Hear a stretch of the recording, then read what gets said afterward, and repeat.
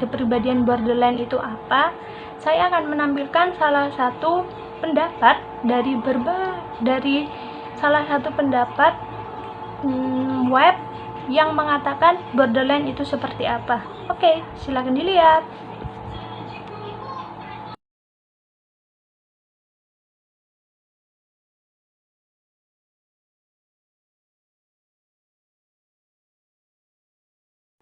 Nah, gimana? Sudah lihat kan? Jadi itu awalnya gangguan kepribadian borderline ini istilahnya ini mengacu pada kondisi pasien yang berada di ambang batas antara neurosis dan skizofrenia. Nah, jadi gangguan kepribadian borderline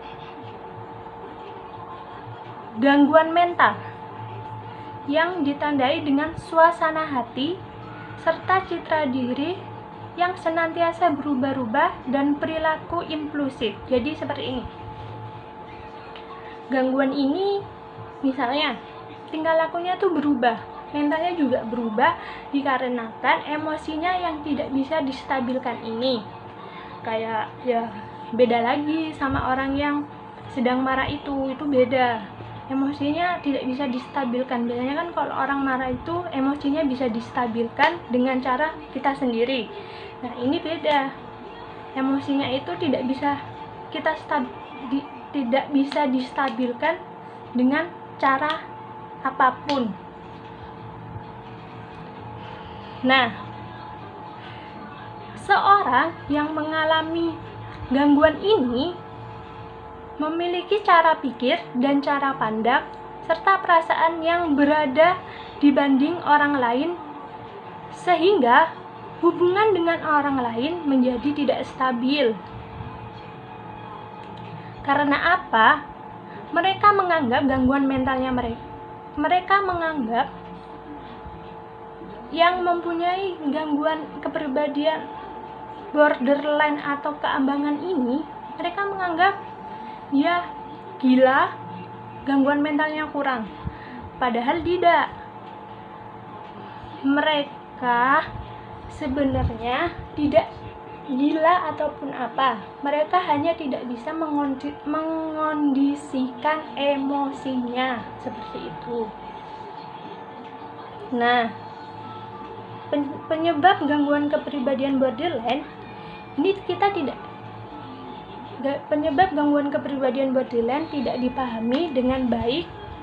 Nah, jadi diagnosis dilakukan berdasarkan gejala-gejalanya, termasuk ketidakstabilan emosionalnya, itu digarisbawahin. Terus sama perasaan yang tidak berharga, rasa tidak aman, impulsif, dan hubungan sosial yang terganggu. Jadi gangguan borderline itu perasaan emosionalnya yang tidak stabil, terus tidak berharga, rasa tidak aman, terus hubungan sosial yang terganggu, seperti itu. Jadi gangguan borderline ini enggak, wah ini dia gila nih, enggak, dia hanya emosinya yang terganggu, tidak stabil lah istilahnya, seperti itu. Yang dia tidak dihargai di lingkungannya, enggak sama sekali, seperti itu. Nah, selanjutnya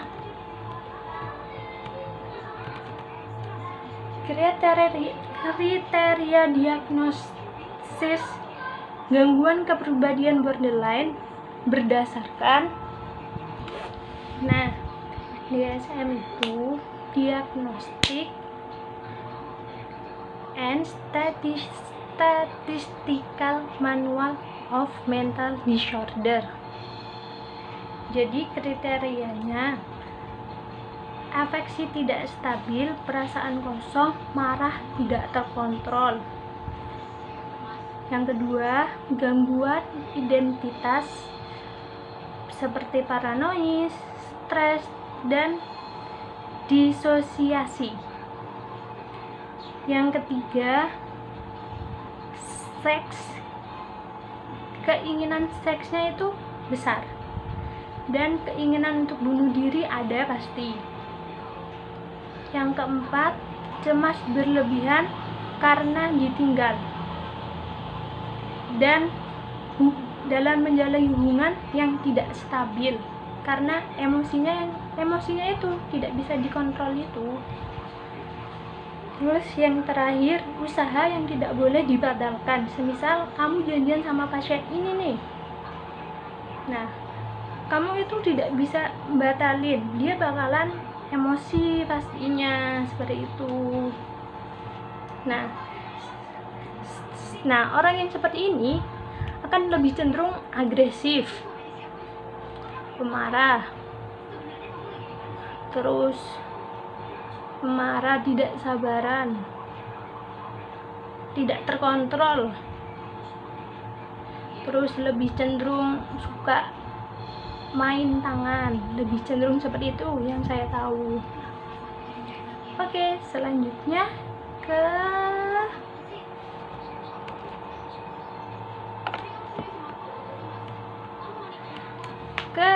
perspektif teori yang ada di gangguan kepribadian borderline atau ambang. Nah, dalam perspektif teori ini, di gangguan ini cuma ada 2 tokoh, ada Canberg sama Dietrich Strauss Linehan. Nah, kata Canberg 1985,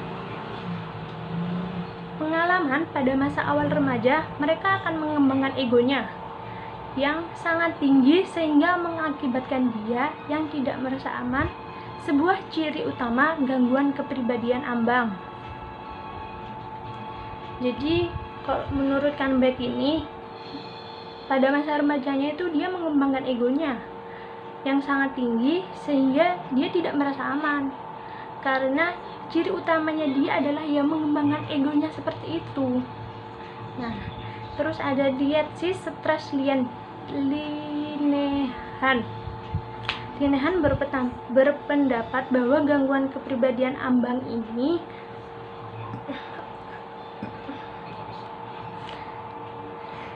yang memiliki diagnosis biologis atau kemungkinan genetik berupa kesulitan mengendalikan emosi dalam lingkungan keluarga yang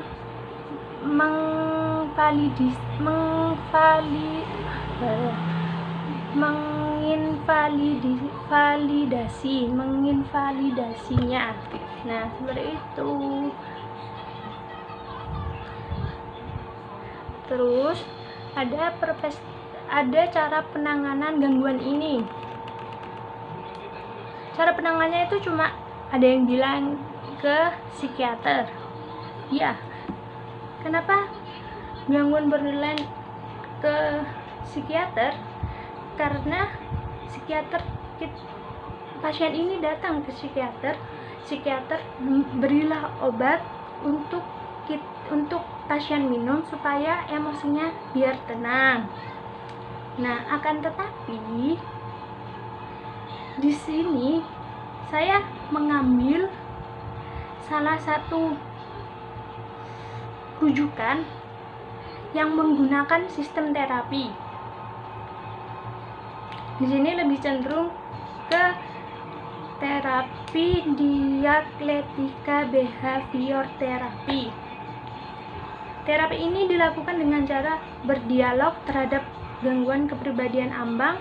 Terapi ini bertujuan supaya gangguan kepribadian ambang ini bisa mengendalikan emosi dan tekanan pada orang-orang terdekatnya. Jadi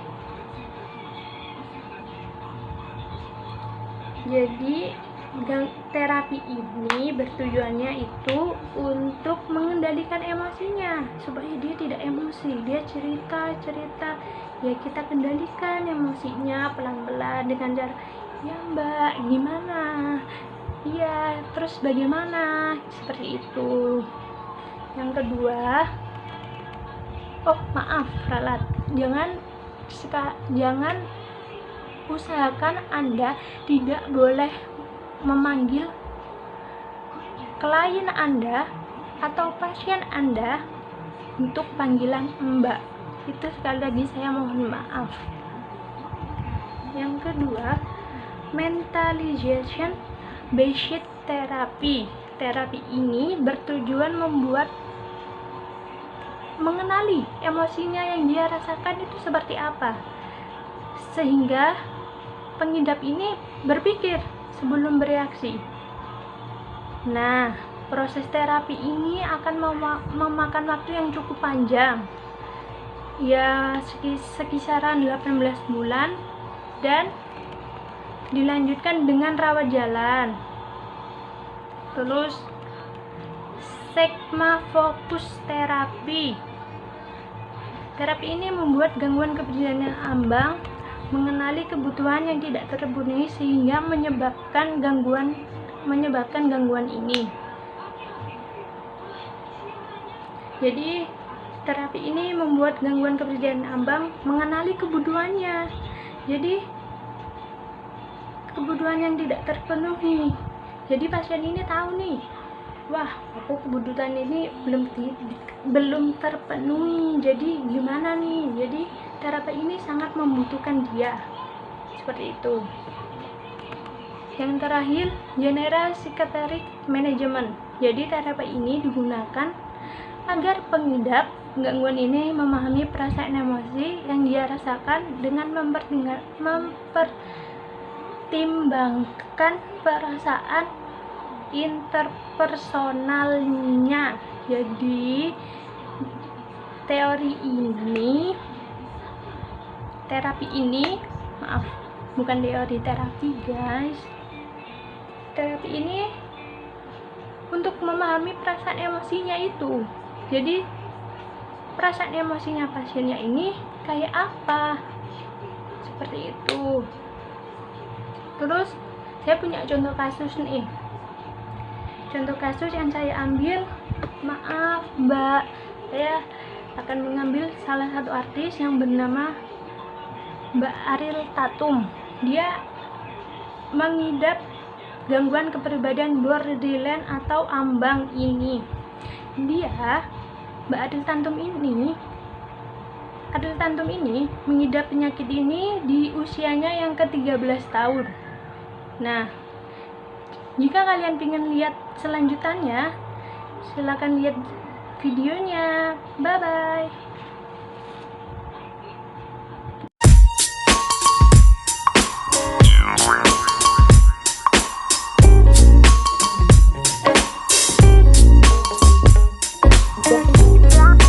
Ariel Tatum menjadi bintang tamu dalam acara Q&A. Di situ, sang aktris ditanya soal masalah penyakit yang diidapnya, yakni kepribadian ambang.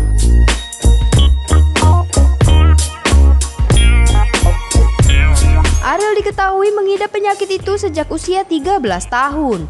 Hingga kini, ia ternyata masih dalam proses pengobatan.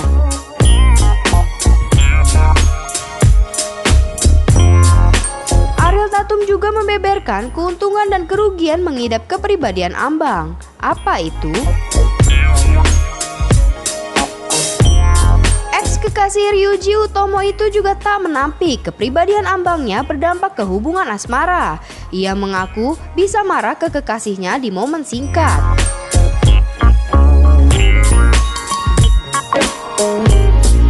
Kepribadian ambang adalah sejenis gangguan kepribadian yang tak cuma sebatas gejala penyakit mental saja. Ada gangguan emosional yang membuat ketidakstabilan emosi yang mengakibatkan stres dan masalah lain. Gangguan itu juga biasa disebut borderline personality disorder atau BPD.